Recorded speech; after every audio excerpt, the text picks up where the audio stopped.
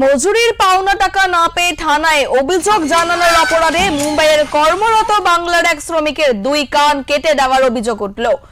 এমনই মারাত্মক অভিযোগ উঠল মুম্বাইয়ের এক ঠিকাদার সংস্থা শেটের বিরুদ্ধে। আক্রান্ত শ্রমিকের বাড়ি বীরভূমের নলহাটিতে। জানা গিয়েছে 5 থেকে 6 মাস আগে মুম্বাইয়ের মালাট এলাকায় একটি বেসরকারি ঠিকাদার সংস্থায় শ্রমিকের কাজ করতে গিয়েছিলেন বীরভূমের নলহাটি পুরসভার 5 নম্বর ওয়ার্ডের রাজাপুকুর পাড়ার বাসিন্দা রাহুল সিং। এই ঘটনাকে ঘিরে ব্যাপক চাঞ্চল্য ছড়িয়েছে বীরভূমে।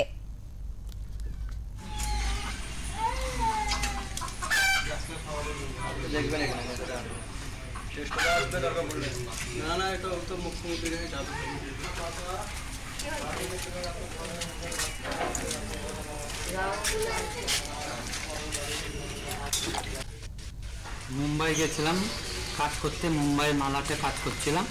ওদের কাছে টাকা পয়সা পেতাম মুম্বাই সেচেরদের কাছে। বললাম কি বাড়ি যাব, আমাকে টাকা দাও। ওরা বলছে কি এখন আমার টাকা পয়সা ঢুকেনি। নিয়ে আমি পুলিশ কমপ্লেন করলাম। নিয়ে পুলিশ যখন কমপ্লেন করলাম, এবার ধরো পুলিশ কমপ্লেন করার পরে ওখানে কিছু ছেলে নিয়ে আমাকে এখানে কানে ব্লেড চালালো। নিয়ে এই অবস্থায় আমি 2-3 দিন বাইরে ঘুমাচ্ছিলাম। নিয়ে আমি তখন দেখালাম তো বলছে কি কান তোমার কেটে বাদ দিতে হবে। তুমি ওখানে হসপিটালে দেখিয়েছিলে? হ্যাঁ। দুই দিকে কি ব্লেড চালিয়েছিল? হ্যাঁ, দুই পাশে ব্লেড চালিয়ে এরকম করেছে। মারধর করেছিল? হ্যাঁ, মারধর করেছে। আমার ছেলে কাজ করতে যে 5টা-10টা ছেলে মিলে আমার ছেলেকে ক্ষতি করেছে এত। হ্যাঁ, আমি কি করবো, আমার কাছে হাতে পয়সা নাই, করি আমি গরিব মানুষ, খেটে খাই। আমি ছেলেকে দেখাতে পারবার পয়সা নাই বললেন এই অবস্থাতে এসেছে। আমি তো দেখে কিছু ভাবনা করতে পারছি না। কি চাইছেন আপনি? আমি কি চাইছি, আমার ছেলেটা যেন ভালো থাকুক, ভালো খেতে, শরীরে কিছু নাই, আমার কাছে টাকা পয়সা কিছু নাই। আমি আর কি চাইতে পারি, মানে যেন আমার ছেলেটা ভালো হয়ে থাকতে, আর কি চাইবো? এই বিচার চাই, তাই বল, এই বিচার চাই।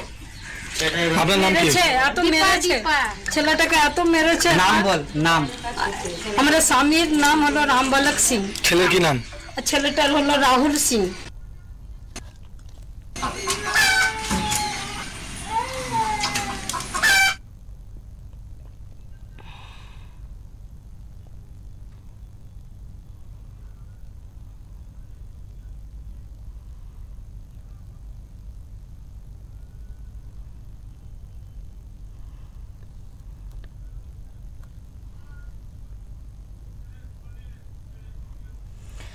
এই মুহূর্তে আমাদের সঙ্গে রয়েছে আমাদের প্রতিনিধি প্রীতম দাস। প্রীতম, তোমার থেকে জানতে চাইবো যে মজুরির বিরুদ্ধে কি কি অভিযোগ উঠেছে, জানাও।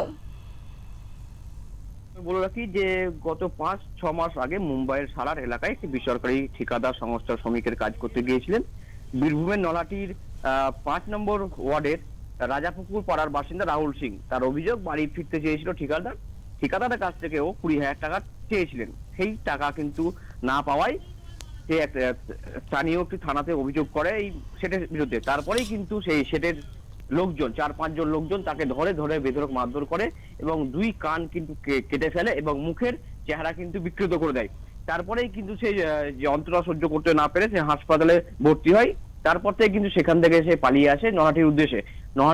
নলহাটি যে বাড়িতে এসে তিনি গোটা বিষয়টাই কিন্তু নলহাটি থানার অভিযোগ করে এবং গোটা বিষয়টি তার পরিবারের কাছে জানায়। কোয়েল, প্রশাসনের তরফ থেকে কি কোনো ব্যবস্থা নেওয়া হয়েছে প্রীতম? দেখো, এখনো পর্যন্ত খবর পাওয়া গেছে যে এখনো পর্যন্ত কোনো রকম কিন্তু কাউকে গ্রেপ্তার বা আটক করা হয়নি এই ঘটনার তদন্তে। ধন্যবাদ প্রীতম তোমায়।